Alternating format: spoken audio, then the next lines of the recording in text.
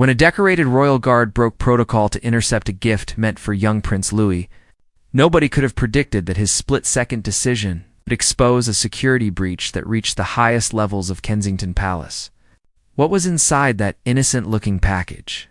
Change everything the royal family thought they knew about who they could trust. The morning fog hung thick over the grounds of Kensington Palace as James Patterson completed his routine security sweep of the west entrance. At 42 years old, James had spent nearly 2 decades serving in royal protection. First with the Metropolitan Police, and later as part of the elite team. Guarding the Prince and Princess of Wales and their 3 children, he took pride in his work, though most days passed without incident. The tourists beyond the gates, the carefully vetted deliveries, the scheduled visits from dignitaries all followed predictable patterns that James had memorized long ago. But on this particular Tuesday in October, something felt different. James couldn't quite place his finger on what bothered him as he stood at his post near the private family entrance. The air felt heavier than usual, or perhaps it was simply his instincts whispering that today would be unlike any other. He had learned over the years to trust those whispers. They had saved lives before, including his own during a tense situation involving an intruder 3 years earlier. The palace was slowly coming to life. Kitchen staff had arrived before dawn to begin preparations for the day's meals. The groundskeepers were already tending to the autumn gardens, raking leaves that had fallen overnight. Inside, the household staff moved quietly through the corridors, ensuring everything was perfect before the royal family began their day. Prince George and Princess Charlotte would soon be getting ready for school, while young Prince Louis, only 5 years old, would be starting his morning routine with his nanny. James checked his watch. 7:15. The morning delivery van would arrive any minute now, bringing mail, parcels, and various items ordered by the household staff. These deliveries were routine, happening 6 days a week, always from the same courier service that had been vetted and approved by palace security years ago. The driver, Malcolm, was a friendly man in his 60s who had been making this run for the past 8 years. James often chatted with him about football scores and the weather. Right on schedule, the white delivery van pulled up to the service gate.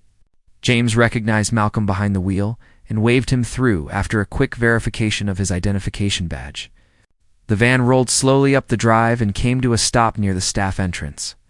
Malcolm climbed out, stretching his back as he always did, and opened the rear doors to retrieve his cargo for the morning.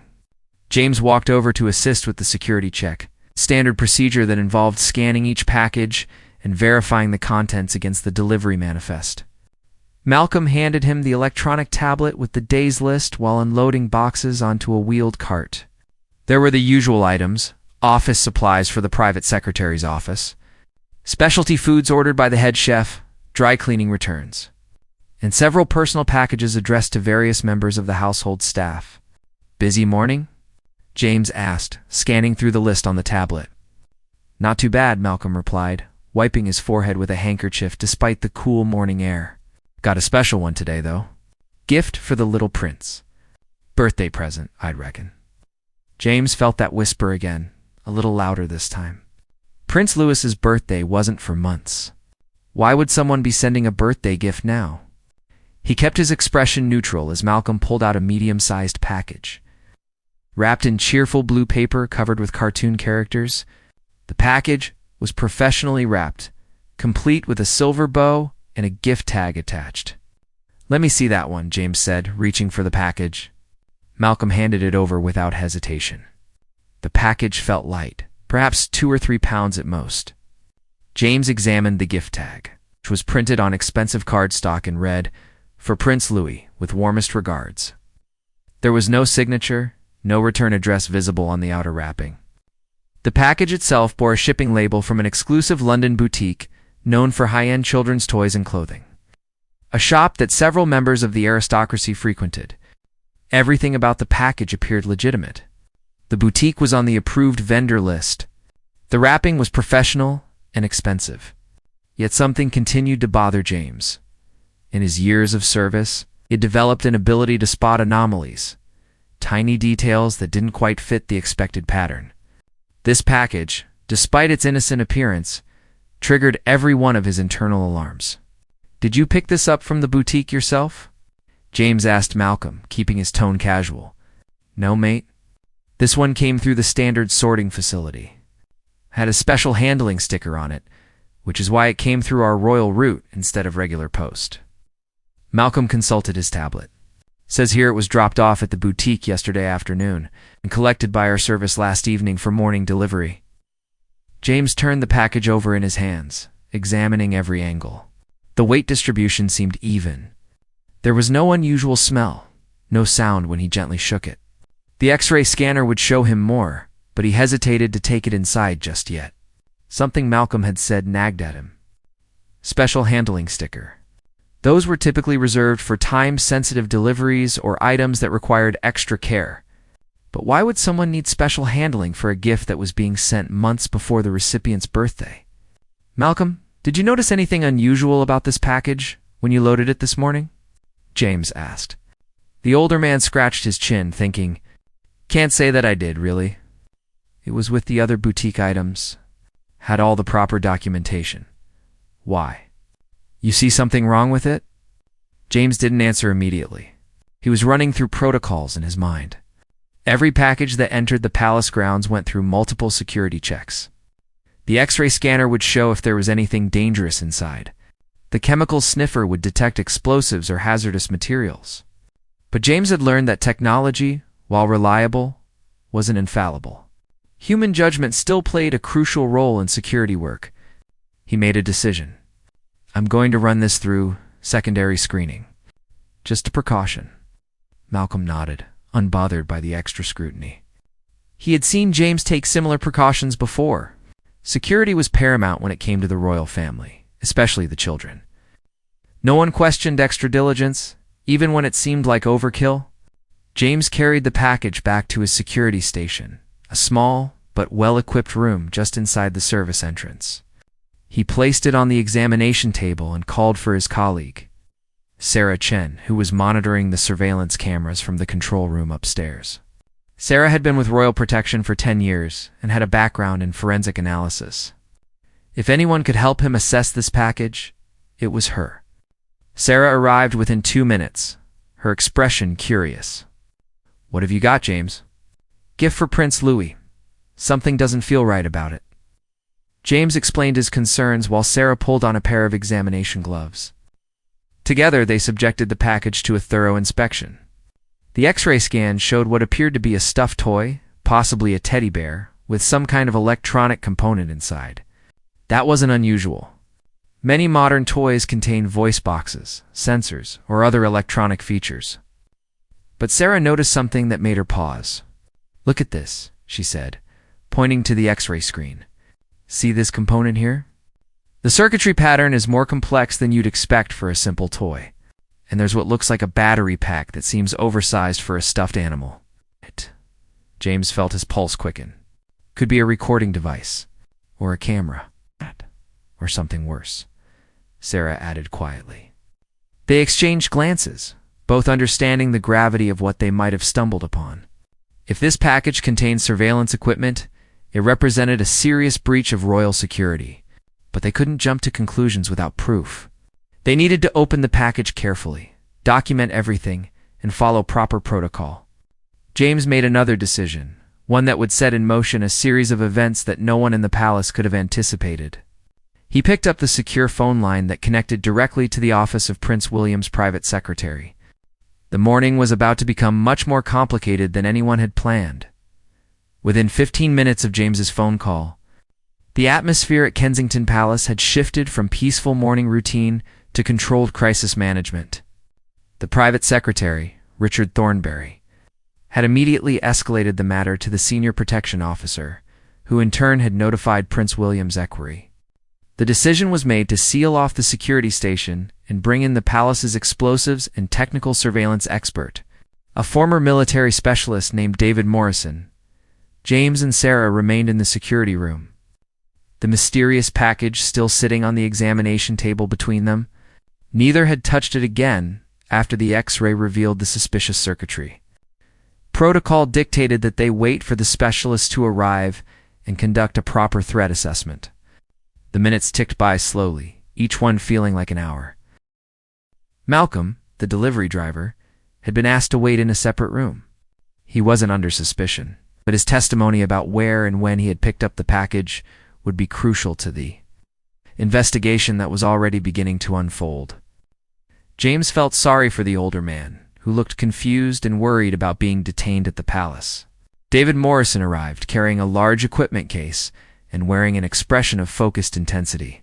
He was a man in his early 50s with silver hair and the bearing of someone who had faced dangerous situations countless times. After being briefed by James and Sarah, he set up his equipment and began a meticulous examination of the package. The room was silent except for the quiet beeping of Morrison's detection devices. He worked methodically, scanning for explosives, chemical agents, and electronic signals. After 20 minutes that felt like an eternity, he straightened up and removed his reading glasses. No explosives. No chemical threats. "But you were right to flag this." Morrison pointed to his electronic scanner display. "This device is transmitting on a frequency typically used for surveillance equipment. It's currently inactive, probably set to activate at a specific time or when unwrapped. The circuitry is sophisticated, nothing you'd find in a children's toy." Sarah crossed her arms, her jaw set in a tight line. "So someone attempted to plant surveillance equipment in a gift intended for a 5-year-old child." "That's exactly what this is," Morrison confirmed. "We need to open it carefully and document everything. This is now a criminal investigation." James felt a mixture of vindication and anger. His instincts had been correct, but the reality of what they had discovered was deeply disturbing. Someone had tried to breach royal security in one of the most insidious ways possible. By disguising surveillance equipment as a gift for an innocent child, Morrison carefully removed the decorative wrapping paper, revealing a plain cardboard box beneath. Inside the box, nestled in tissue paper, was an expensive-looking teddy bear dressed in a miniature guard's uniform, complete with a tiny bearskin hat. Under different circumstances, it would have been a charming gift, but knowing what was hidden inside made James's skin crawl. Using specialized tools, Morrison carefully opened a seam in the teddy bear's back. Inside, among the stuffing, was a compact but sophisticated device. It included a tiny camera lens positioned in one of the bear's eyes, a microphone, a rechargeable battery, and a wireless transmitter. "This is professional-grade equipment," Morrison said, photographing every angle of the device. "Not something you can buy at an electronics store. This was custom-built and would have provided both audio and video surveillance. The battery life would have been sufficient for several weeks of operation, and the signal range suggests it could transmit data through the palace's walls." Sarah shook her head in disbelief. "If this had made it into Prince Louis's room, whoever planted it would have had access to private family moments, security discussions, everything. We need to trace this back to its source immediately," James said. "The boutique, the delivery service, anyone who handled this package needs to be questioned." Richard Thornberry had been standing quietly in the doorway, observing the entire examination. Now he spoke up, his voice grave. "I've been in communication with Prince William. He wants to be briefed personally on this situation. He's finishing a morning engagement and will be here within the hour. In the meantime, I've contacted the Metropolitan Police. They're sending their specialist team to take over the investigation." James nodded, but his mind was racing ahead. "Mr. Thornberry, we need to consider that this might not be an isolated incident. If someone managed to get this far with one device, they might have succeeded with others. We should conduct a full sweep of the palace, particularly the children's rooms." "Already arranged," Thornberry replied. "Morrison's team is being augmented with additional specialists. Every room will be checked. We're also reviewing all deliveries from the past 6 months to see if anything else slipped through." The gravity of the situation was setting in for everyone present. This wasn't just a security breach. It was a calculated attack on the privacy and safety of the royal family, specifically targeting their youngest child. The implications were staggering. Who had the resources and knowledge to create such a device? How had they obtained information about the boutique and the delivery schedule? Most troubling of all, what had they hoped to gain from spying on a 5-year-old boy? Sarah voiced what everyone was thinking. This required inside knowledge. Someone knew which boutique the palace uses, what the delivery schedule is, how to make the package look legitimate. This wasn't a random attempt, an insider threat, Morrison agreed grimly. Or someone with access to insider information. The pool of people with that knowledge is limited, which should help narrow down suspects. But it also means we have to consider the possibility that someone within the palace organization is compromised. The words hung heavy in the air. The palace staff was carefully vetted, background checked, and monitored. The idea that one of them might be involved in such a plot was almost inconceivable, yet it couldn't be ruled out. James thought about all the people he worked with daily: the guards, the household staff, the secretaries, the advisors. Could one of them be responsible? Or had someone been manipulated or coerced into providing information to an outside party? When Prince William arrived an hour later, the investigation had expanded significantly. Metropolitan Police detectives were interviewing Malcolm and checking his route from the previous evening. Other officers were at the boutique speaking with staff and reviewing security footage. Technical experts were conducting electronic sweeps throughout the palace. The morning's peaceful routine had been completely appended. James had never spoken directly with Prince William before. Their interactions had always been limited to brief nods or formal exchanges when the prince passed by. Now, standing in the security office with Morrison's equipment spread across the table and the dismantled teddy bear laid out like evidence at a crime scene, James found himself face to face with the future king. Prince William looked tired, as though the weight of the situation had already begun to wear on him. But his eyes were sharp and focused as Morrison provided a detailed briefing on what they had discovered. He listened without interruption, his expression growing darker with each revelation. When Morrison finished, Prince William turned to James. "Mr. Thornberry tells me you're the one who flagged this package. What made you suspicious of it?" James chose his words carefully. "Sir, it was several small things that didn't add up. The timing of a birthday gift sent months early, the special handling designation, the lack of a return address. Individually, these might not have been concerning, but together they formed a pattern that didn't feel right. In security work, we're trained to trust those instincts." Prince William nodded slowly. "Your instincts potentially prevented a serious breach of our family's privacy and security. I want you to know that Catherine and I are grateful. If this device had made it into Lewis's room," he paused, "the implications too disturbing to complete the thought." "I was just doing my job, sir," James replied, though he felt a surge of pride at the recognition. "You did considerably more than that," Prince William said firmly. "You made a decision that went beyond standard protocol. You could have simply processed the package through the normal channels and moved on. Instead, you took the time to investigate further. That kind of diligence and judgment is exactly what we need protecting our family." Richard Thornberry stepped forward. "Sir, we need to discuss next steps. The police are recommending that we limit information about this incident to only those who absolutely need to know.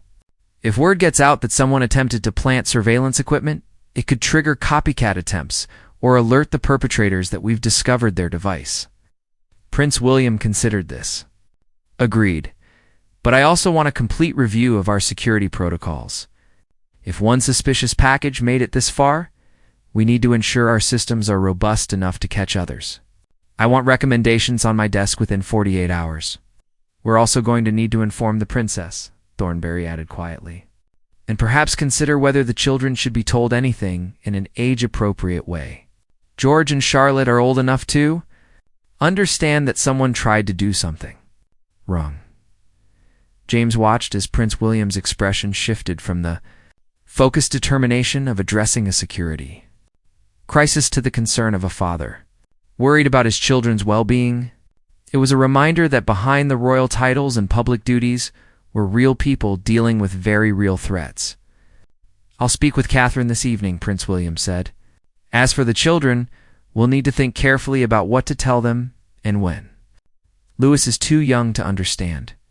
But George and Charlotte should know that they need to be careful about gifts from people they don't know well.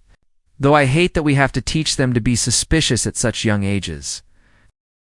The conversation was interrupted by the arrival of Detective Inspector Helen Crawford from the Metropolitan Police's Specialist Protection Unit. She was a woman in her mid-40s with short dark hair and an air of competent authority. After brief introductions, she provided an update on the investigation's progress. "We've spoken with staff at the boutique where the package allegedly originated," Crawford reported. "They have no record of this item being purchased or sent. Their security footage from yesterday shows nothing unusual. The shipping label was fabricated using their official format, but they didn't create it. Someone went to considerable effort to make this package appear legitimate." "What about the delivery service?" Morrison asked. "The package was added to Malcolm's route at the sorting facility yesterday evening. According to their records, it came through their standard corporate account processing. But when we dug deeper, the tracking number had been generated using stolen credentials from a legitimate account. Someone with technical knowledge gained access to their system and inserted this package into the delivery stream." Prince William's expression hardened. "So we're dealing with someone who has both technical sophistication and detailed knowledge of palace procedures." "That's correct, sir," Crawford confirmed. "This was a well-planned operation. We're pulling together a task force to investigate further. We'll need to interview everyone with access to information about palace deliveries and security procedures. I won't lie to you, this investigation could take weeks or even months." As the meeting continued, James found himself thinking about the implications of what they had uncovered. Somewhere out there was a person or group with the resources, knowledge, and intent to spy on the royal family. They'd come terrifyingly close to success. If James hadn't trusted his instincts, if he had simply waved the package through like any other delivery, that surveillance device would be sitting in Prince Louis's room right now, recording everything. The investigation into the surveillance device consumed the palace for the following 3 days. Detective Inspector Crawford's task force worked around the clock, interviewing staff members, analyzing computer systems, and following leads that stretched from London to overseas locations. James found himself called back for multiple rounds of questioning, each session digging deeper into the exact timeline of events and his thought process when he first spotted the suspicious package. The technical sweeps of the palace had revealed no other surveillance devices, which provided some relief but also raised new questions. Was this truly an isolated incident, or had other attempts simply been more successful at evading detection? The very uncertainty created an atmosphere of tension throughout the household staff. People who had worked together for years suddenly found themselves looking at colleagues with suspicion. Sarah Chen confided in James during one of their shifts that she felt unsettled by the whole situation. "I keep thinking about all the packages we've processed over the years. How many did we miss? Were there other devices that we didn't catch because they were even better disguised than this one?" James understood her concerns because he shared them. The weight of responsibility felt heavier now. Every delivery, every visitor, every routine interaction carried the potential for threat. It was exhausting to maintain that level of vigilance, yet absolutely necessary. On the 4th day after the discovery, Richard Thornberry summoned James to his office in the main palace building. The private secretary's office was elegant but functional, with tall windows overlooking the gardens and walls lined with photographs documenting various royal events. Thornberry gestured for James to take a seat in one of the leather chairs facing his desk. "I wanted to give you an update on the investigation," Thornberry began, steepling his fingers. "The police have made significant progress. They've traced the electronic components in the surveillance device to a supplier that primarily serves intelligence and security agencies. The purchase was made using a shell company registered in the Cayman Islands. Following the money trail has led investigators to some interesting connections." James leaned forward, intrigued. "Do they have suspects?" "They're closing in on a network that appears to be selling royal intelligence to tabloid media outlets and possibly to other interested parties. The operation was more extensive than we initially thought. It wasn't just about Prince Louis. They had multiple targets across various royal households." The revelation was stunning. James had assumed they were dealing with a lone actor, or perhaps a small group. But an organized network trading in royal secrets was far more serious. "How deep does this go?" Thornberry's expression was grim. "Deep enough that we're coordinating with MI5 now. There are national security implications, but I'm not at liberty to discuss all the details. What I can tell you is that your interception of that package disrupted a significant operation. When they realized their device had been discovered, they had to shut down other aspects of their operation quickly, which made them sloppy. The police were able to track communications and identify several members of the network. James absorbed this information, trying to piece together the full picture. Was anyone from the palace staff involved?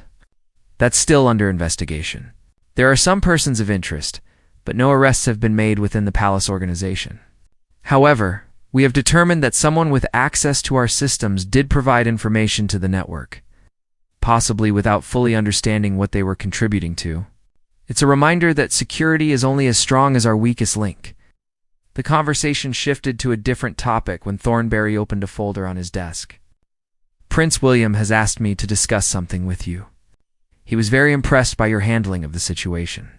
Your decision to follow your instincts, your thoroughness in investigating the package, and your professionalism throughout the investigation have not gone unnoticed. James felt a flutter of anticipation, but kept his expression neutral. I appreciate the recognition, sir. The prince would like to offer you a position on his personal protection team. It would mean working more closely with the family, accompanying them on engagements.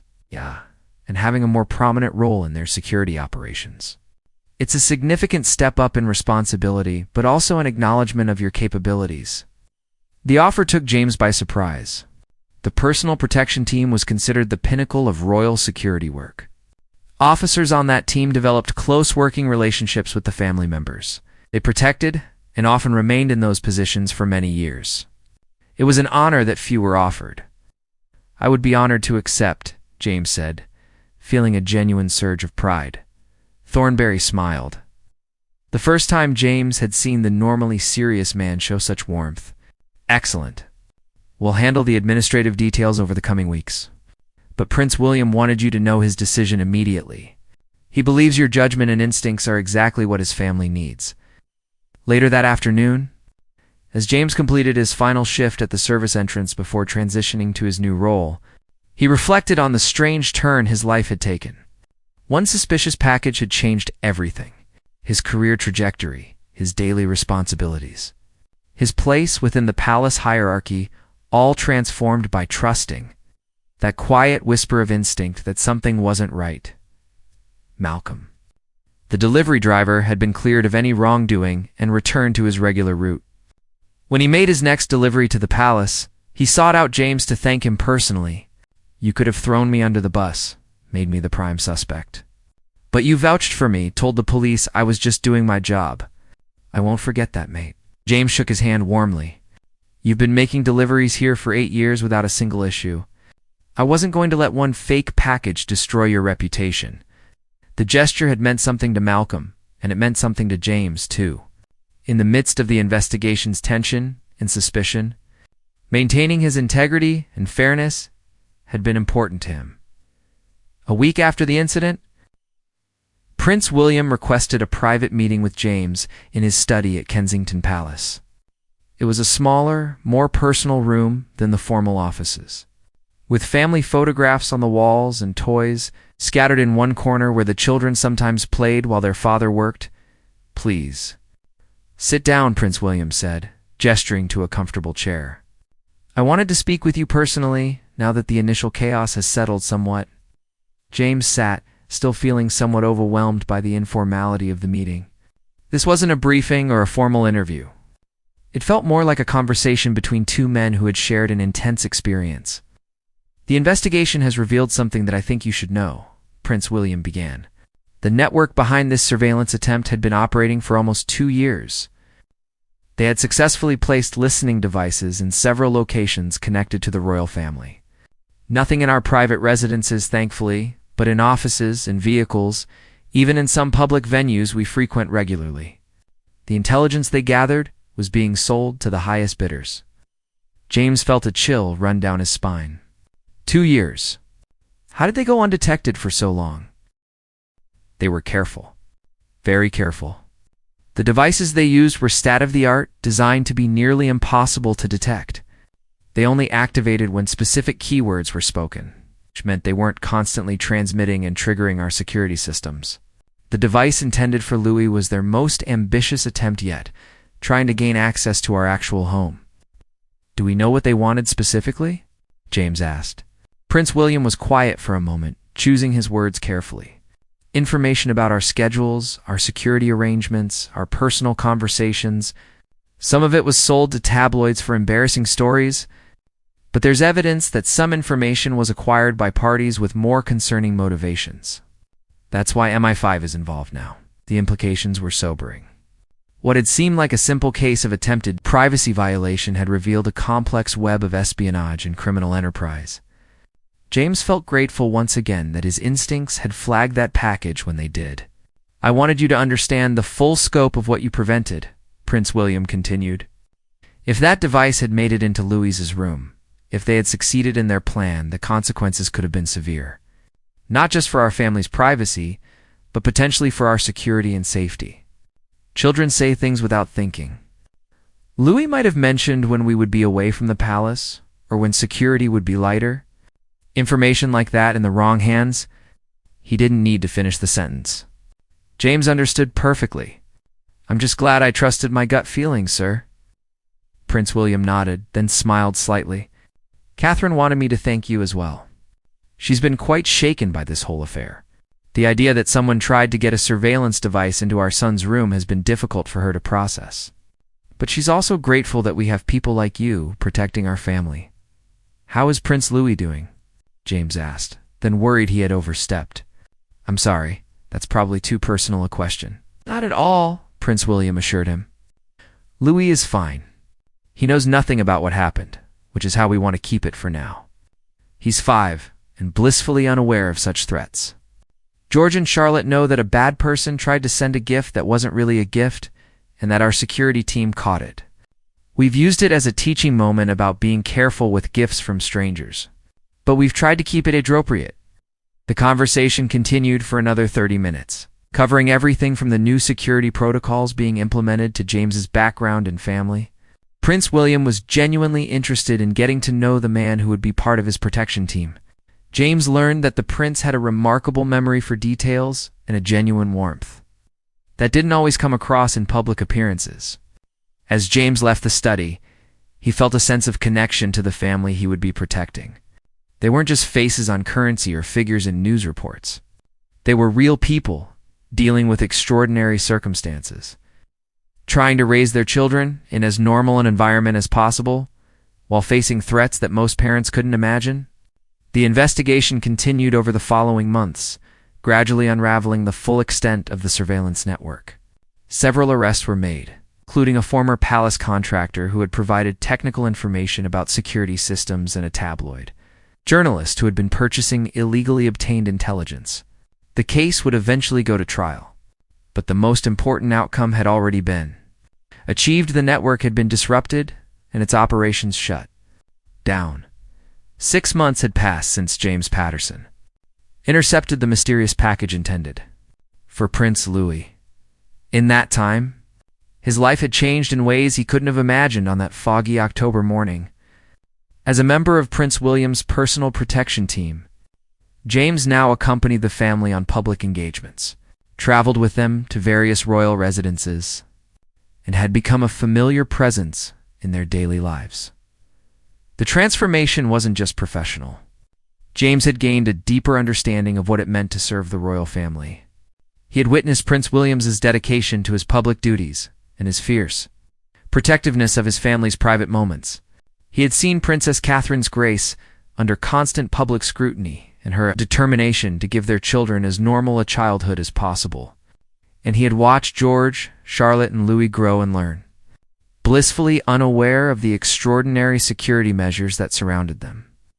Every day, the trial of the surveillance network's ringleaders had concluded the previous week, resulting in significant prison sentences for the main perpetrators. The case had been prosecuted under the Official Secrets Act due to the national security implications, which meant many details remained sealed from public knowledge. A brief statement had been released confirming that several individuals had been convicted of conspiracy to conduct illegal surveillance of the royal family. But the full scope of the operation remained classified. James had been called to testify during the trial, describing in detail his discovery of the package and the subsequent investigation, the defense attorneys had tried to argue that their clients were merely gathering information for legitimate journalistic purposes. But the prosecution had effectively demolished that claim by revealing the extent of the operation and the dangerous nature of some of the intelligence that had been gathered and sold. Now, on a bright April morning, James stood in his usual position at Kensington Palace, watching as Prince George and Princess Charlotte headed out for their school run.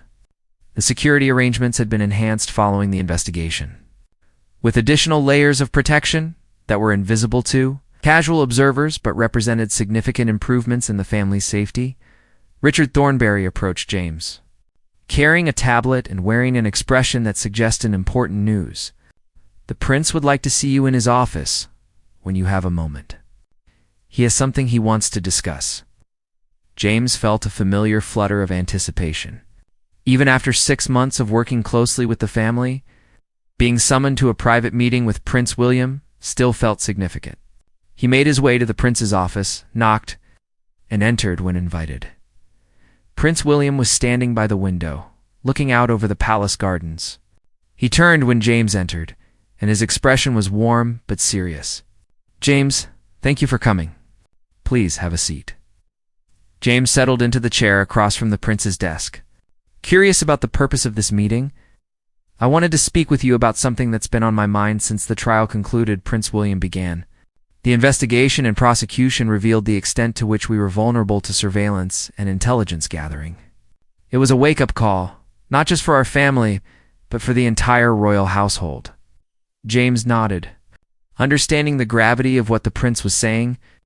"In the months since you discovered that surveillance device, we've implemented numerous changes to our security protocols. We've upgraded our detection systems, revised our vetting procedures, and enhanced training for all security personnel. But technology and procedures alone aren't enough. What made the difference in this case was human judgment, intuition, the willingness to question something that appeared normal but felt wrong." Prince William paused, seeming to gather his thoughts. "I've been discussing with my advisors the creation of a new position within the household. We want someone who can oversee security protocols with fresh eyes. Someone who understands that the most sophisticated threats often come disguised as ordinary events. Someone who has proven they have the instincts and judgment necessary to protect my family." James felt his heart rate increase as he began to understand where this conversation was heading. "I would like to offer you the position of Deputy Chief Security Coordinator for the household of the UHO. Prince and Princess of Wales," Prince William said formally. "It would involve overseeing the daily security operations, coordinating with the Metropolitan Police and MI5, and serving as my personal advisor on security matters. It's a significant responsibility, but I can think of no one better suited for it." The offer was stunning. James was only 42 years old, younger than most people who held such senior positions within the royal household. The promotion would place him among the most trusted members of Prince William's team, with influence over decisions that affected not just security, but the family's daily life. "I'm honored," James said, his voice thick with emotion. "I accept." Prince William smiled, genuinely pleased. "Excellent. Richard will work with you on the transition details. But there's something else I wanted to discuss, and this is more personal than professional." He walked over to a cabinet and retrieved a small box covered in royal blue velvet. Opening it, he revealed a medal James didn't immediately recognize. This is the Royal Victorian Medal in silver. It's awarded personally by the monarch for extraordinary personal service to the royal family. I've recommended you for this honor, and it has been approved. The official investiture will take place at Buckingham Palace next month, but I wanted to show it to you now and explain what it means. James was speechless. The Royal Victorian Medal was one of the most prestigious honors that could be awarded to someone in royal service. It was a public acknowledgement of exceptional dedication and achievement. "What you did wasn't just good security work," Prince William continued. "You prevented a serious breach that could have had consequences far beyond what most people will ever know. You protected my son. You protected my family. This medal is a small token of gratitude for that service." Later that evening, James sat in his modest apartment in London, still processing the events of the day. The Royal Victorian medal sat on his kitchen table in its velvet box, catching the light from the lamp overhead. His phone rang, interrupting his thoughts. It was his daughter Emma, calling from university. "Dad, you sound weird. Is everything okay?" she asked after they had exchanged greetings. James smiled. He hadn't told anyone except his ex-wife about the surveillance incident, bound by confidentiality agreements and security protocols. But now, with the trial concluded and the medal to be publicly awarded, he could share at least part of the story. "Everything is more than okay, Em. I got a promotion today. And an award. The Royal Victorian Medal." There was a moment of stunned silence on the other end of the line. "Dad, that's incredible. What did you do to earn that?" "I caught something that needed to be caught. Protected people who needed protecting. Just doing my job, really." "You're being modest again," Emma laughed. "This is huge. I'm so proud of you." After they hung up, James thought about how to explain to his daughter and others what had really happened without violating the confidentiality that still surrounded much of the case. The public would never know how close the surveillance network had come to success. They would never know the details of what that teddy bear contained or the full scope of the intelligence that had been gathered and sold. Those secrets would remain protected, as they should be. What the public would eventually learn through a brief palace announcement was that a security officer named James Patterson had been awarded the Royal Victorian Medal for his exemplary service and had been promoted to a senior position within the household. The announcement would note his exceptional vigilance and dedication to duty, but would provide no specific details about the incident that earned him the recognition. The following month, James stood in the grand ballroom at Buckingham Palace, wearing his dress uniform and waiting his turn to approach the investiture podium. The ceremony was conducted with all the pageantry and tradition that such occasions demanded. When his name was called, James walked forward with measured steps. Acutely aware of the significance of the moment, the medal was presented by a senior member of the royal family, who offered quiet words of congratulation that James barely heard through the rush of emotion he was feeling. When he returned to his place, he glanced at the small section where guests were seated and saw Emma beaming at him with pride. After the ceremony, there was a reception where James had the opportunity to meet other recipients and their families. Prince William and Princess Catherine made a point of speaking with each honoree personally. When they reached James, the princess took his hand warmly. "We wanted to be here to see you receive this recognition," she said. "You deserve it, truly." "Thank you for protecting our family," Prince William added. "The children wanted me to tell you congratulations as well.